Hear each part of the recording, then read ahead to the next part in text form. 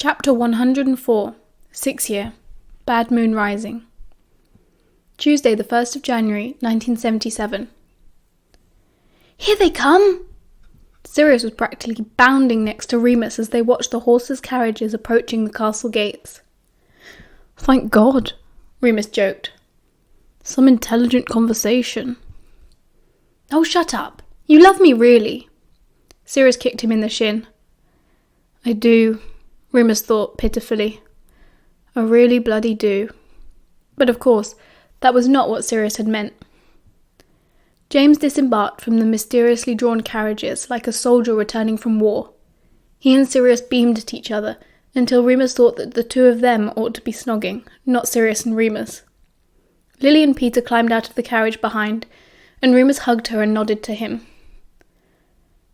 Good Christmas? Lily asked. Thanks for the chocolates. Thanks for the gloves, he replied, waving them at her to demonstrate. Really warm. Yeah, cheers for the gloves, Evans. James waved his own wool-covered hands. Lily blushed deeply and mumbled something about not wanting to leave anyone out. Earlier, Remus and Sirius had walked alone through the castle of empty halls, echoing and hushed with the whispers of the portraits and the eerie drifting ghosts.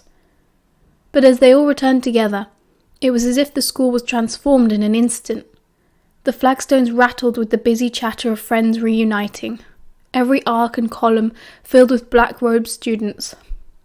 Remus felt he was awakening from a strange and quiet dream. It was incredible how quickly everything settled back to normal. Peter and Desdemona started a fight almost immediately. Lily hexed James halfway through dinner. Mary had tales of her newest boyfriend, which Marlene was rolling her eyes at. Sirius had eyes only for James, of course, but Remus was keenly aware of the look Sirius was getting from other quarters. All of the unanswered Christmas cards would be coming home to roast.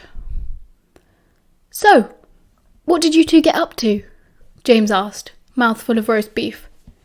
You didn't give much away when we spoke. Sirius and Remus looked at each other, only for the tiniest moment, long enough for Remus to note the spark of panic in Sirius, and so grinned at James. Spent most of it trying to keep Padfoot out of trouble, obviously. James and Peter laughed. That was all anyone needed. Sirius settled back, lowering his shoulders, and Remus watched him from underneath his eyelashes. This wasn't going to work. It was all too impossible. The night before, just before he drifted to sleep, Remus had made a decision. He had to talk to Sirius. The irony was not lost on him that after days and days of nothing but talking, the solution seemed to be more talking. But this time, he would make Sirius listen. He only needed an opportunity, which he accepted would not be easy. Opportunity and just a bit more time. He wasn't brave enough yet. Just now, every song he heard reminded him of Sirius, every soppy sentence in every novel. Maybe he wasn't quite ready to give it all up. Sirius certainly wasn't. Remus had tried questioning him after everyone had been back for a few days, and Sirius had accepted an invitation to Hogsmeade from Emmeline Vance. Don't you think we ought to stop? Isn't it a bit confusing for you? Why would it be confusing? It's not the same thing. Sirius raised his eyebrows in genuine surprise. Oh, Remus said quietly. He was glad they were in a cupboard, and it was dark. Isn't it? Well, no. She's a girl. You're Moony. What does that mean? It just means, you know, you and me, we're not, and she's... Oh, for goodness sake. He got irritated and gave up explaining. I just can't see any reason to stop. It's fun, isn't it? Yeah, Remus sighed. Look, if someone asked you out, that would be fine, obviously. Right, Remus nodded. That's nice of you. Oh, come on, don't be like that. Sirius started kissing his neck, and Remus was in no position to argue after that. He'd have plenty of opportunities, really. He was as weak as Sirius, when all was said and done. Besides, it was just a secret, as Sirius had once said, long before everything got complicated. You're not Moony if you don't have a secret. He could do secrets. Except it was getting harder, especially around the full moon, when his nerves were thinnest and every emotion burned just beneath the surface.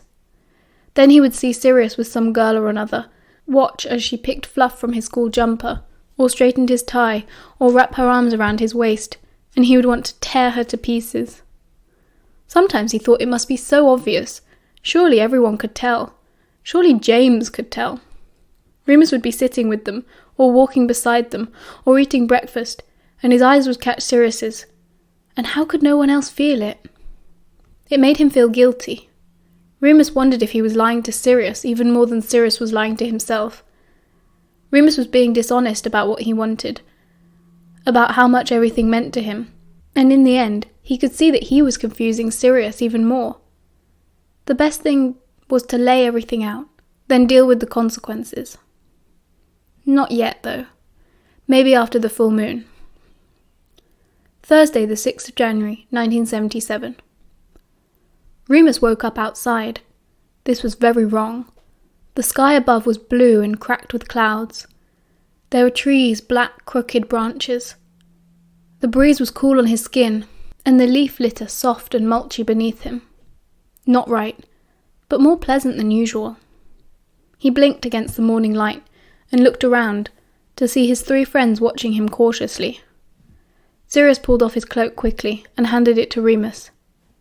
Here, it's chilly. What happened? Why aren't we back in the shack? Remus frowned, pulling the cloak around himself. He noticed that James was panting hard and holding his arm in a strange way. Did I hurt you, Prongs? Not on purpose. James shook his head, obviously keen to keep Remus calm. You kept trying to get away from us, that's all. We couldn't get you to follow us like normal. Not even Padfoot. I remember. Remus frowned and climbed to his feet. Were we hunting? You were, Sirius said, looking at him oddly. There was something you really wanted to get at, in Hogsmeade. In Hogsmeade? It all came flooding back like a bad dream. That scent. He'd smelled it first on Christmas Eve in the Hog's Head, and even then he had known what it was. How could he be so stupid? You sure you're not hurt? Remus asked again, looking at James. James nodded fervently, his messy hair bobbing in the morning breeze. Come on, he jerked his head. We've got to get you back to the shack before Madame Pomfrey gets there. He followed them, treading gingerly over the stony forest floor in bare feet. We're not too far, Sirius said, walking slowly beside him. We managed to sort of shepherd you in the right direction, but you kept trying to give us the slip. You all have to go back to the castle, Remus said, unable to meet their eyes. I think something happened last night. Nothing happened, Moony, Peter said. Well, we didn't lose you from sight once, honestly. That's good, Remus nodded. The shack was in sight now. But you still ought to. Trust me. Thankfully, they did, still all shaken by whatever had taken place just before Remus returned to his human body. Remus entered the shack, dressed, and sat quietly on the bed to wait for Madame Pomfrey. She did not come. Instead, it was McGonagall who opened the trap door, almost an hour after daybreak. Mr. Lupin, she said, in the usual brisk manner she'd used when a detention was forthcoming. Where's Madame Pomfrey? He asked, feeling very cold all of a sudden. She's on other business this morning, in Hogsmeade, the professor said, her face lined with concern. She asked me to attend you. Are you injured? Nah, I'm fine. What happened in Hogsmeade? Come along, Lupin, his teacher said, turning quickly back into the tunnel.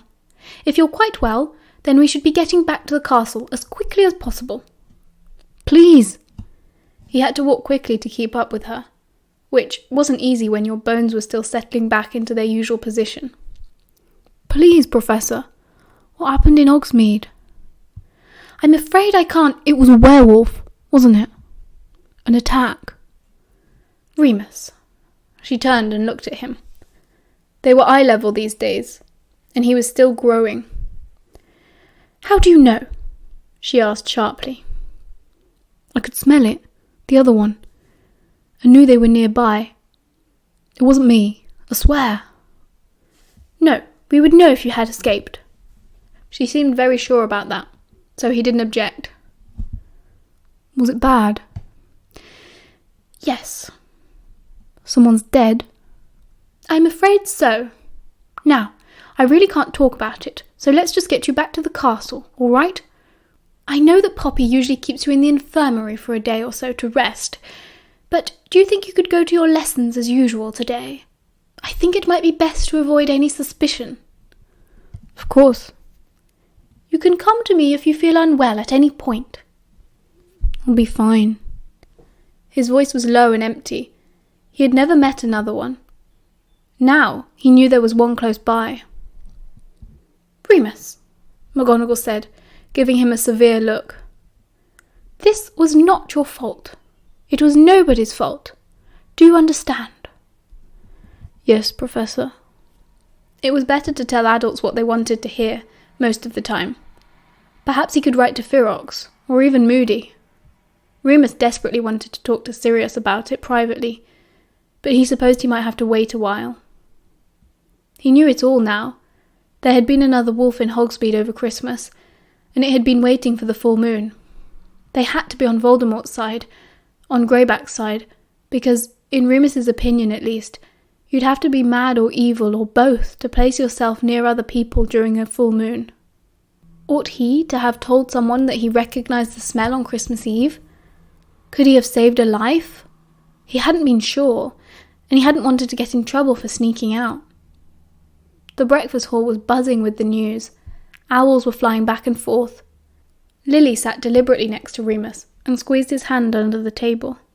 He squeezed it back gratefully, and thought how easy it would be to fall in love with her if he was that type of man. It's horrible," Marlene said tearfully, reading the paper over Mary's shoulder. "That poor woman, murdered in her bed." It had been a young couple who had moved to Hogsmeade in November, both magical, but she was Muggle-born.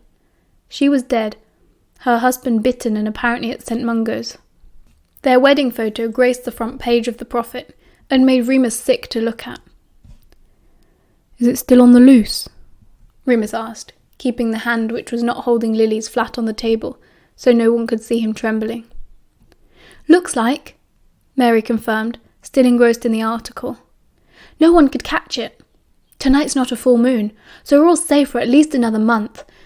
I suppose that's the trouble with werewolves. If you don't catch them on the moon, then how are you supposed to catch them at all?" "There must be a test or something," Marlene frowned. "A revealing charm." "Yeah," Mary replied thoughtfully. "Maybe.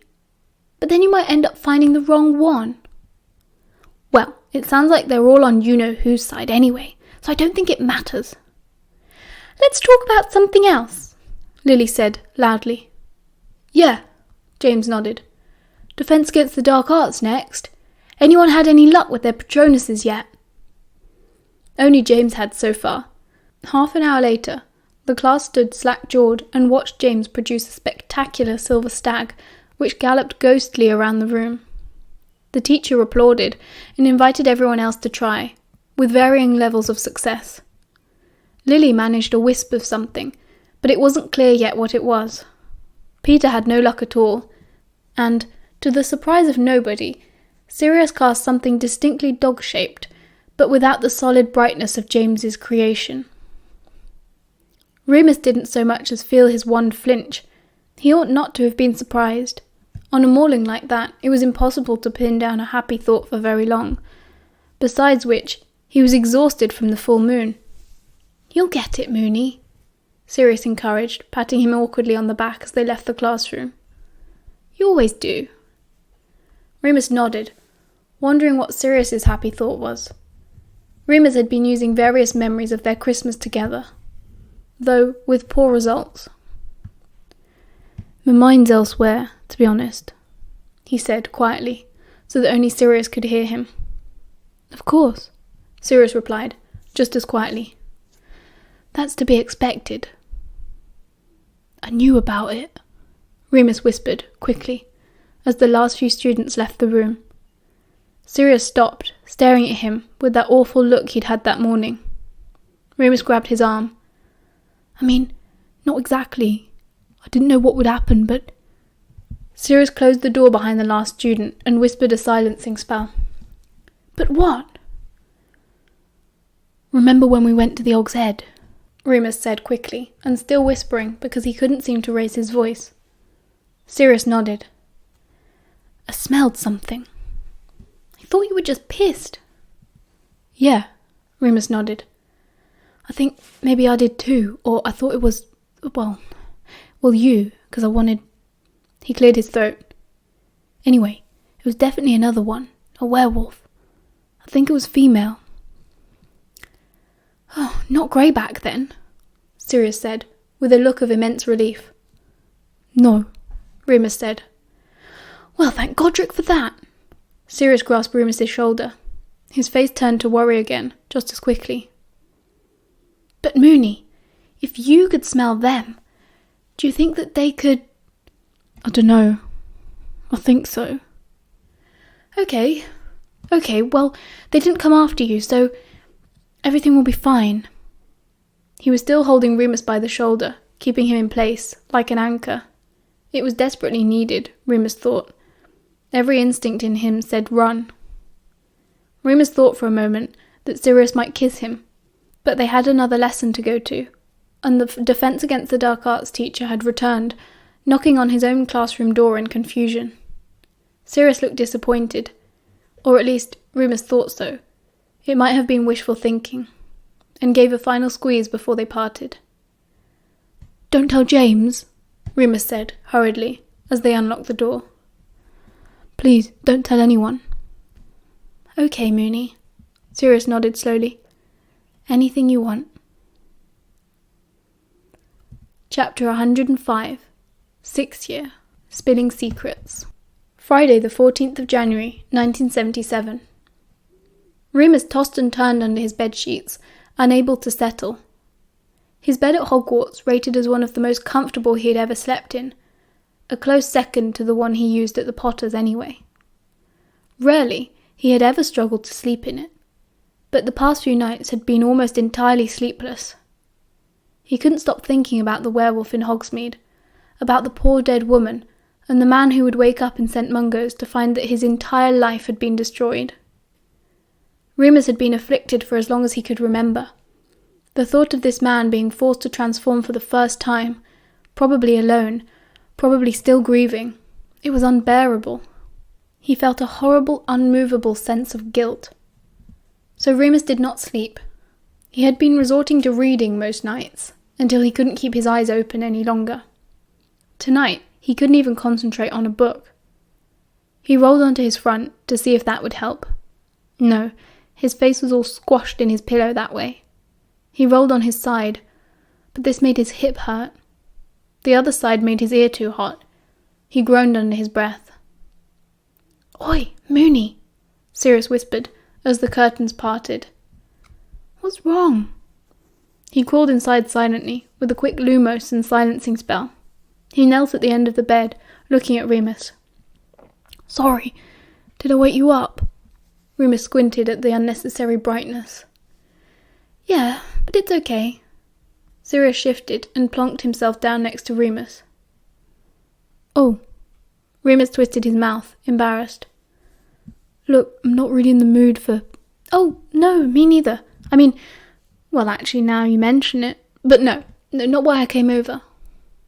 Right. So what's up? Can't sleep. I can tell. Want a fag? Run out. It's okay. I've got some off Emmeline. Come on. Shall we go downstairs? It's late. No one will be there. And Prongs will give us shit if we smoke here. Okay. Remus pretended to go reluctantly. Secretly, he was thrilled that, 1, Sirius was worried about him, and 2, Sirius wanted to spend time alone with him without waking up James. The fact that the offered cigarettes came from Sirius's current girlfriend was a fact that Remus was willing to overlook for now. Downstairs, they settled by the window on the little love seat there. Both drew their knees up and sat facing each other, so that if Remus stretched just a little, their toes would touch. "So," Sirius sucked in, lighting a cigarette wordlessly, then passing it to Remus, before lighting his own. It was probably something that impressed girls. It impressed Remus too, but he wasn't going to show it. "What's the plan?" "Plan?" Remus frowned. "You've been up all night for the past 3 nights, and you haven't got a plan. Are you sure you're Moony?" "I want to go back to the Og's Head," Remus said, promptly. Sirius let his eyes flicker, but took the news in slowly. He exhaled smoke, looking out of the dark window at the waning moon above them, before returning to Remus to speak. "Right. Okay. I think I can understand why." He took a hard drag on his cigarette. "Invisible?" "No." Remus shook his head, taking short, nervous pulls on his fag. "No. If they're there, if she's there, then I want to meet her." "Remus, no." "Why not?" Remus shot back hotly. He was ready for a fight, if Sirius wanted one. That would feel good. That would be something. "Because it's dangerous. Because you've never met them before, and you don't know what they're like except that they murdered a woman the other night. Because you're not even 17 yet, and if you had to defend yourself with magic, you could get kicked out of school." Sirius was staring at him as he said all of this, incredulous. Remus blinked in shock. He stubbed out his cigarette and stood up, using his height against Sirius. "You can't tell me what to do. Just don't get in my way." "Don't be like that. Look, I understand how you feel, ha." "Okay, I don't understand." Sirius shook his head impatiently. "But I want you to be safe." "I will be. It's ages until the next full moon. She won't have any advantage over me." "Don't you think this is exactly what Greyback wants?" "What are you saying?" Remus growled. "I'm being stupid." "No, not stupid, just reckless." Sirius Black, lecturing me on recklessness. Very bloody funny, that. "Oi!" Sirius stood up now, angry. "Yes, here we go," something in Remus said. "Go on, try it." "Well, it's pretty rich of you to tell me not to put myself in danger," Remus continued, knowing he was being cruel. "You weren't so concerned about my safety this time last year." Sirius's face fell. He looked down at the carpet, and Remus had saw what he'd done. That's not fair, Moony," Sirius said quietly. "Life's not fair," Remus wanted to say, but he knew how childish and petulant that would sound. This wasn't an argument either of them was going to win, and he was tired, so exhausted from worrying and thinking and imagining and not sleeping. "I have to meet them," he said finally. "I think I'll go mad otherwise. I think I'm already going mad." "Okay." Sirius recovered and ran his hand through his hair. "Okay. What about Ferox? Have you tried talking to him?" "Thought about it. He'll try to stop me. Moody too. It's their idea not to let me go to Hogsmeade in the first place." All right. We'll go, okay? Together. We'll tell James, and I don't want anyone else to know," Remus said fiercely. "It's private." "Merlin, Moony, you're not making this easy." "It's not easy. It's fucking difficult, okay? But I have to do it." "Okay." Sirius raised both hands in a peacemaking gesture. "We're fighting," Remus thought. "We're fighting, and he's the one trying to calm me down." That made him feel a bit dizzy, and he sat down on the nearest sofa. He leaned forward, head in his hands. "I'm sorry," he said in a small voice. "I know I'm being... It's just also... I do understand, Moony." Sirius sat next to him. "I'm trying to help." "You can't help," Remus said. "I have to do this on my own. I can't risk anyone else. It has to be me. I have to..." Remus began talking, and it all came out in a jumble of sleep-deprived babble. If I can meet her, then maybe. I have to meet Greyback one day. I just know I have to. And I want to, not to join him or anything like that, just to know him and to understand what I did and why he made me who I am. Tears sprung out of nowhere, and he covered his face, ashamed. Sirius was quiet beside him. Moony. He laid a cool, tentative hand on Remus's shoulder lightly, as if Remus might spin around and snap at him like a wild animal. He didn't make you who you are. He made me what I am. Oh God, he was sobbing now. He wished he hadn't started this whole conversation, wished he'd just sent Sirius back to bed. The last time he'd cried had been in a similar situation. He'd been sitting next to a boy he loved, saying something which hurt to say. Grant had held him, and made him feel like everything would be all right. Remus knew he had no right to expect the same from Sirius. As Remus's shoulders began to shake with emotion, Sirius moved slightly, but he didn't go anywhere. Remus heard him give out a strange little noise, which might have been sympathetic, or just confused, but he shifted closer and slid his hand down into Remus's and squeezed his fingers. Pathetically, Remus squeezed back as he wept angrily about Greyback and the poor murdered woman and the dreadful unfairness of everything. Saturday the 15th of January, 1977. Remus woke up at dawn, still curled up on the couch, covered in a woolen blanket from the dresser kept in the corner of the common room. He frowned against the sunlight, blinking and confused, while he slowly remembered where he was. Sirius was still there, at the other end, sitting up with his head lolling back in sleep, mouth open. Of course Sirius didn't snore. Remus wished he could watch him for a bit longer, in the dim early light, but he had been scrunched up all night and desperately needed to stretch. He moved carefully, his stiff limbs creaking like the branches of an ancient yew. Sirius stirred, coughed lightly, and opened his eyes. Morning, he grunted, straightening up. What time is it? Nearly 7, Remus replied, after a quick glance at the grandfather clock. James will be up for Quidditch in a minute. Yeah. You okay? Remus set his bare feet down on the carpet and rubbed the pins and needles out of his left leg. I slept, at least, he replied. Sorry for last night. Pfft. Sirius waved his hand, yawning. It was nothing. I've had much worse meltdowns. What are you tossers doing down here at this hour? James came bounding down the stairs, broom in hand. He looked at them both, took in their pyjamas and Remus's blanket. Did you sleep here? Had to, Sirius replied, stretching. Anything to get away from your snoring. James grinned, shaking his head. Weirdos. Don't fancy joining me for a quick go around the pitch before practice, Padfoot?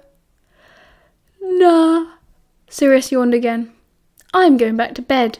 It's Saturday, Potter, you lunatic. It's Hogsmeade later. Don't oversleep, James warned. Sorry, Moony. He gave an apologetic glance. It's okay, Remus replied. You lot go have fun. I've got homework, obviously. The common room will be nice and quiet. See you both for breakfast, then? James asked, halfway out of the room already, eager to be the first on the pitch. The common room would start filling up soon. The Gryffindor Quidditch team first, then some of the keener students looking to get their homework out of the way before the trip to the village scheduled for later. Remus looked at Sirius. You really going back to bed? Sirius raised an eyebrow. Yeah. Want to come? For the first time in days, Remus laughed. Hi, Remus. Can I sit here? Remus looked up with a small frown that had more to do with the complex astronomy chart than being interrupted. He smiled as soon as he saw who it was, and nodded. Of course, Chris. Take your pick. He motioned to the 5 empty chairs at the table he was using. Christopher sat just 1 seat away from Remus. Didn't fancy Hogsmeade? Oh, well, I knew you wouldn't go, and I'm behind on a few things, so... Christopher looked slightly nervous. He sat with his notebooks and parchment clutched in his lap, eyeing Remus shiftily. Did you want to get your work out?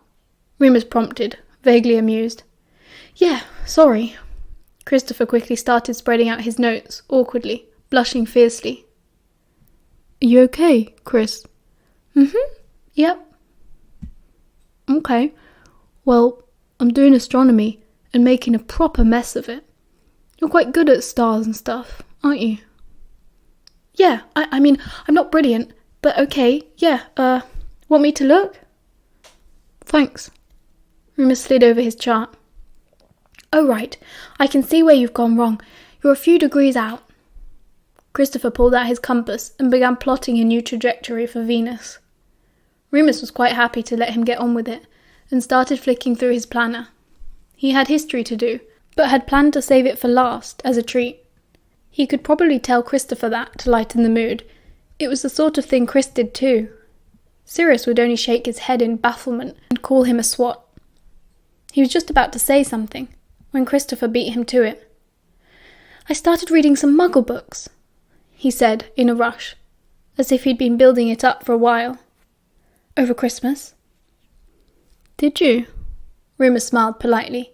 He'd been telling Christopher for ages that he was limiting himself by not reading books by non-magical authors.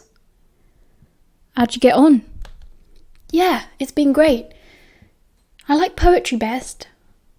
It was a fairly innocuous statement, but Christopher looked as though he was spilling his very darkest secret. His cheeks were crimson now, and he wasn't looking at Remus when he spoke. I like Oscar Wilde a lot. Oh? Remus replied, steadily, wondering where this was going. He thought he had a pretty good idea what Christopher was getting at, actually, but he needed to stall for time while he worked out how to react.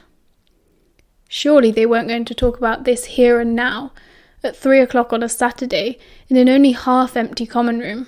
There were first years playing gobstones on the carpet, for goodness sake.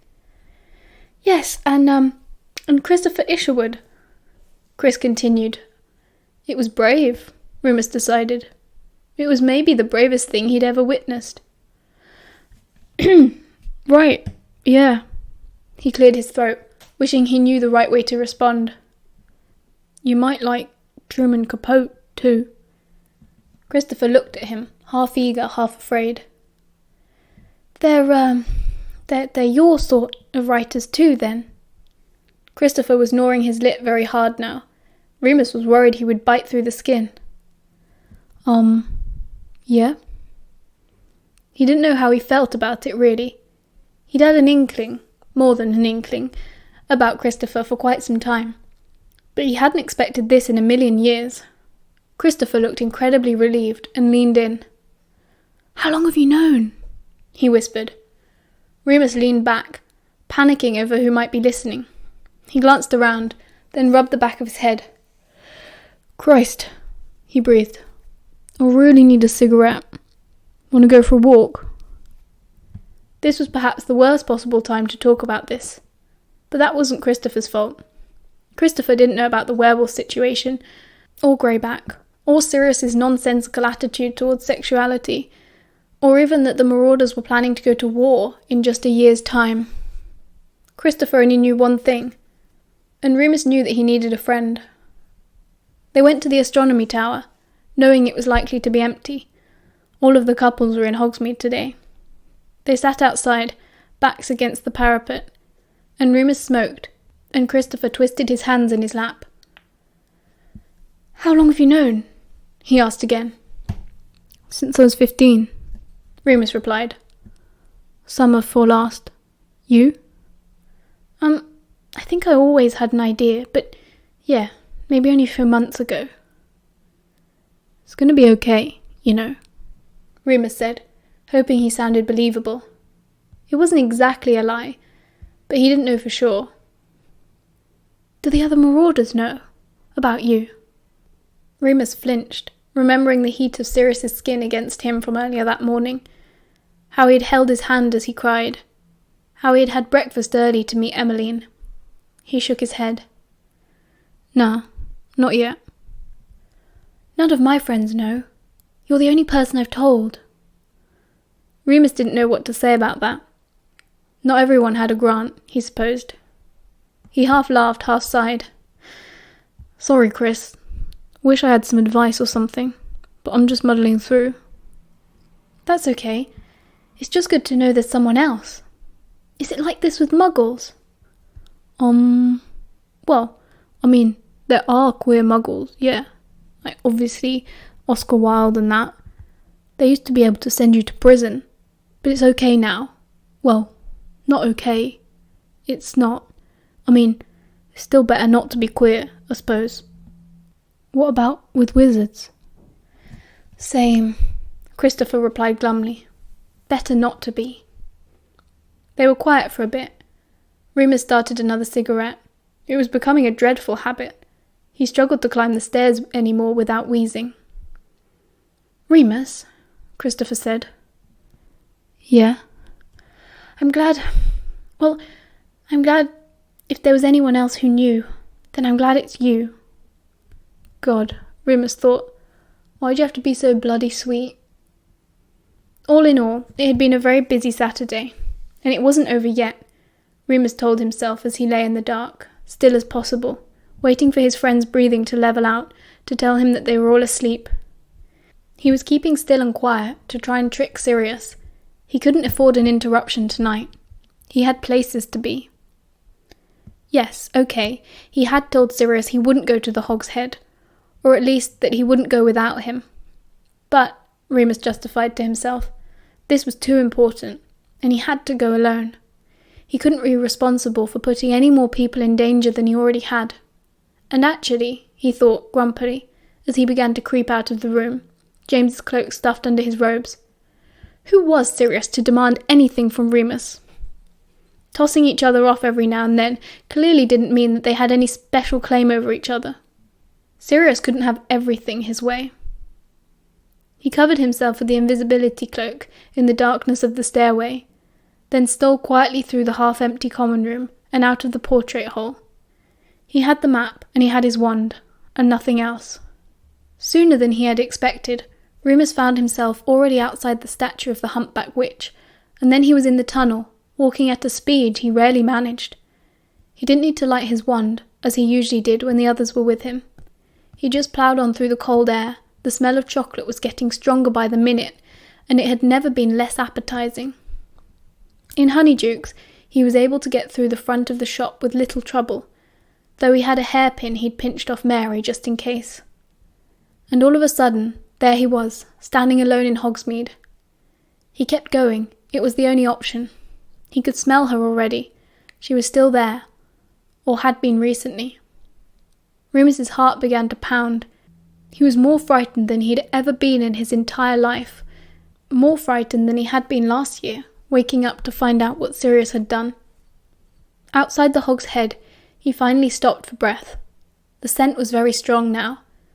Light glowed through the dirty pub window, and Remus could see that it was not busy inside, though there were customers. He pulled back the cloak, breathing in the chill January air. There was movement behind him, a noise like a gasp of delight. There you are! Who's a pretty boy, then? Chapter 106, 6th Year, The Long Night. She was not what he had expected. Well, he had not known what to expect, but it was certainly not this.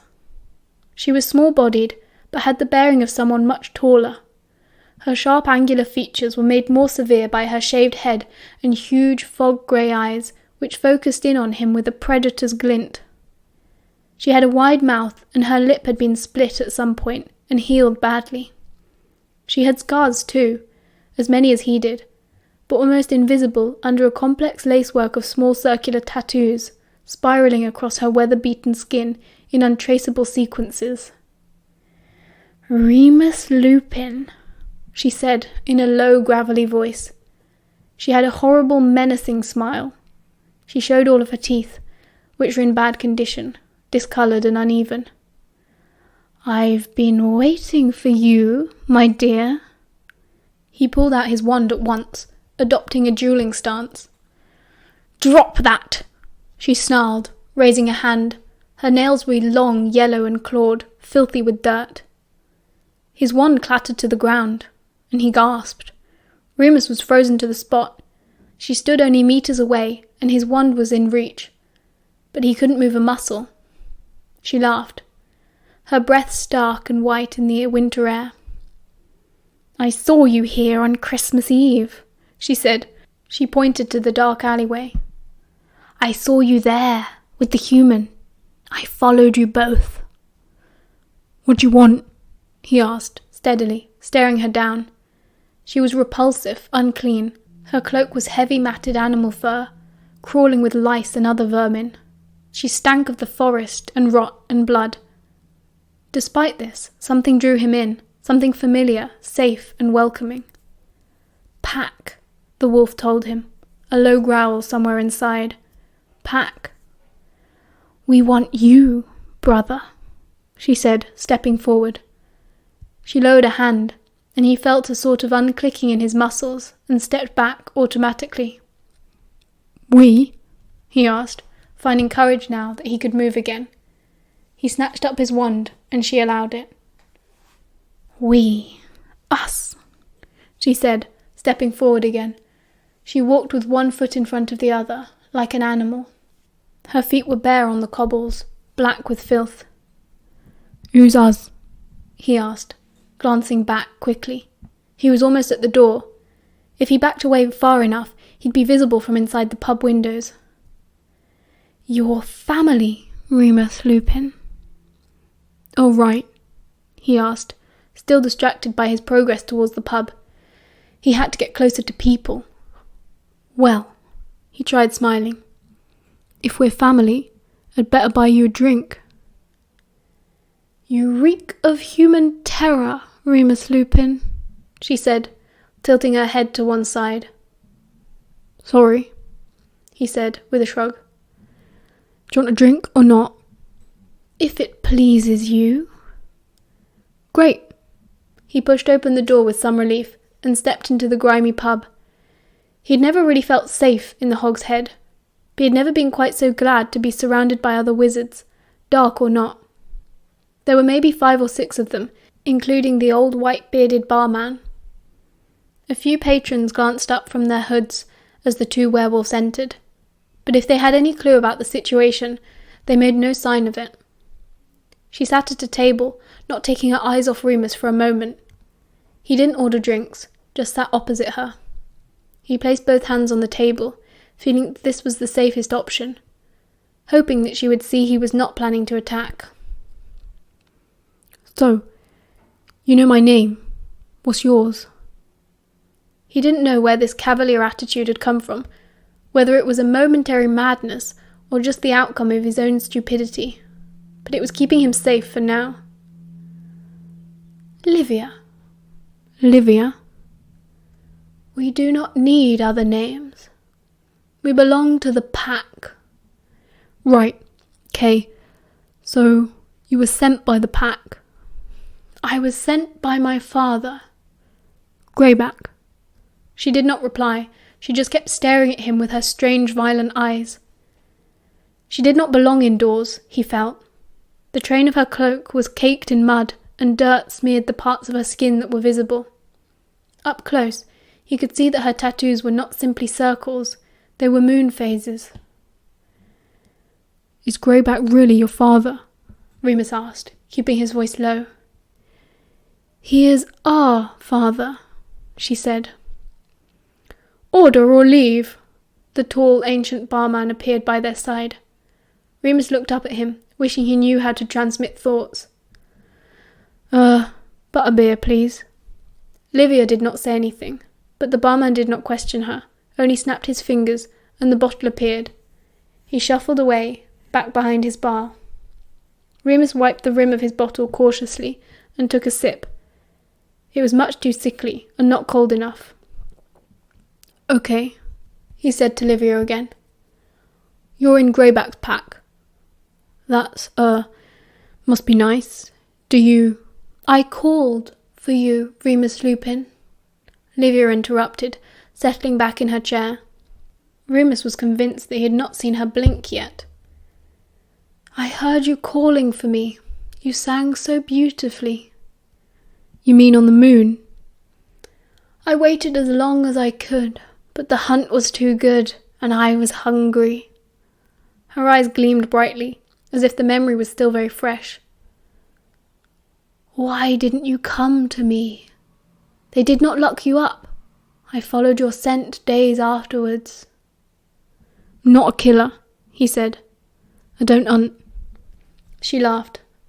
"Madness! What have they done to you, my poor brother? Father told me you had suffered at the human hands, but I did not know how much." "I don't suffer," Remus replied indignantly. "I've been lucky. They take care of me." "Poor boy," she said sadly. "You do not know, but of course that is not your fault. How could they see anything but the shadows if they were never allowed to move their heads?" "Plato?" Remus sat up, curious. "Greyback lets you study Muggle philosophy." "My father places no limitations on me. My father wishes me to be free and strong and wise." "And a murderer."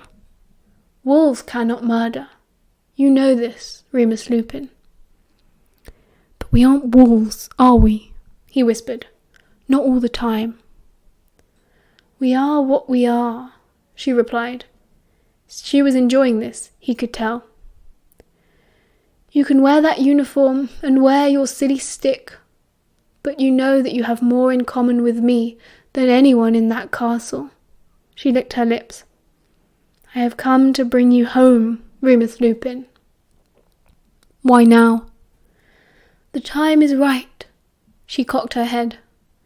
"Father prefers to wait until we are of age, so that we come to him with a true understanding of our place in the world, the place the human filth forced on us.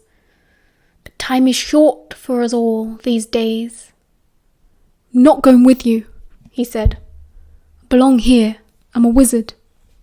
She laughed again, a throaty, deep laugh that rattled in her chest and spoke of long, cold winters in hard, unforgiving environments. "A wizard!" she spat ruefully. "To think that a magnificent beast like you would aspire to be such a creature! You don't know half of the power you hold, Remus Lupin.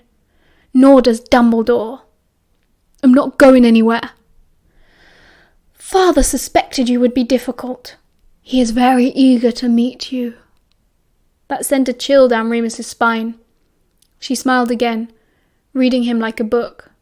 Remus swallowed, dryly, ignoring the butterbeer now. "I'd like to meet him," he replied, stiffly. "In time?" She nodded. "Once you have come to understand your place." "What's he like?" Remus barely breathed the question. Livia's eyes shone, and he had the impression that she could not see him. She was imagining something wonderful. "He is magnificent." "You think that?"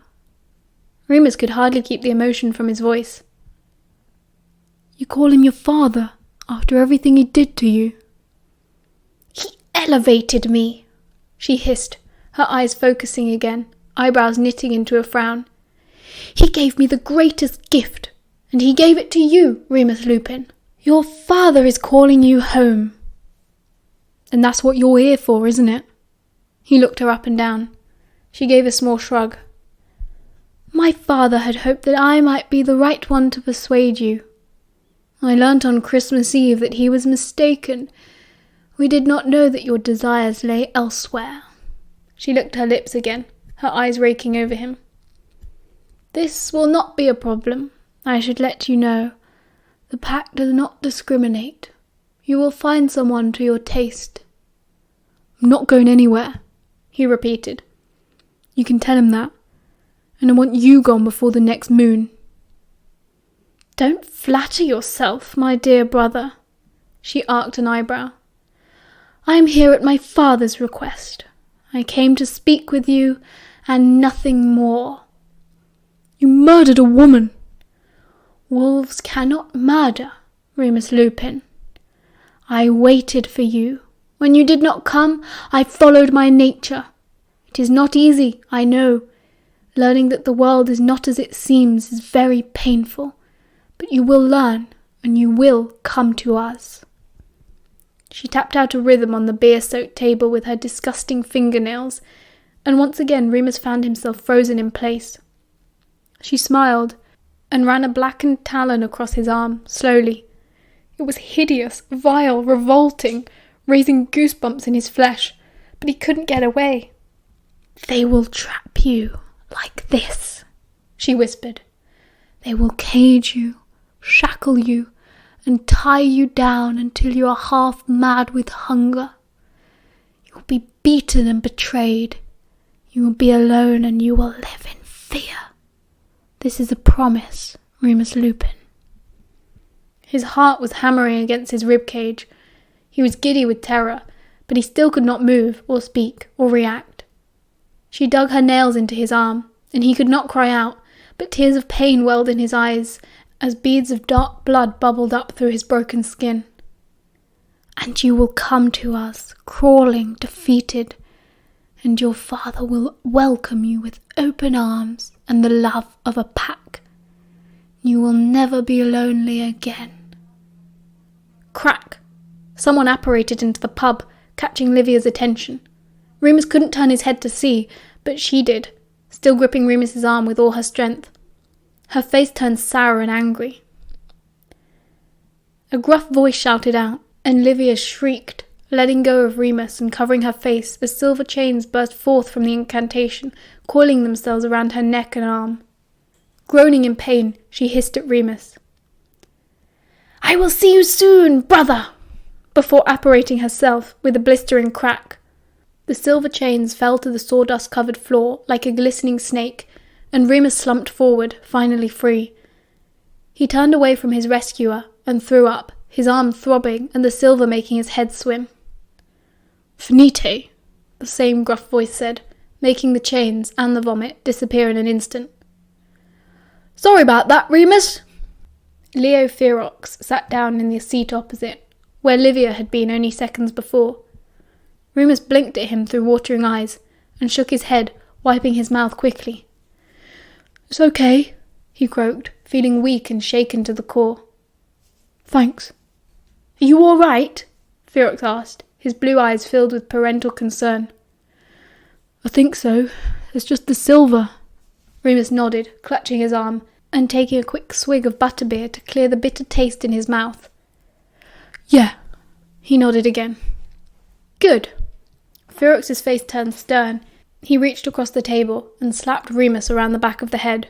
Remus yelped and ducked, more out of shock than pain. He stared at Ferox, wounded. His old teacher glared back at him. "Then you can tell me what the bloody hell you think you're doing." She was... I know exactly what she was. We've been tracking her for weeks." "We?" "Me and Moody," Ferox said impatiently, as if this was not the point. "Didn't I tell you how dangerous Greyback was? Was I not clear?" "You were clear," Remus scowled. "But I can make my own choices." "Obviously," Ferox growled. The tall, white-bearded barman appeared at Ferox's shoulder with a tumbler of fire whiskey. Ferox accepted it and downed it in one. "Thanks, Aberforth."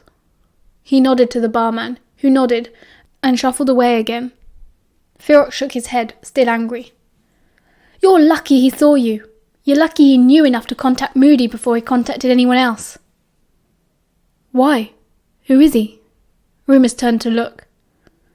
"Doesn't matter," Ferox snapped, drawing Remus's attention back. "But you're damned lucky." Okay. Remus looked at his hands.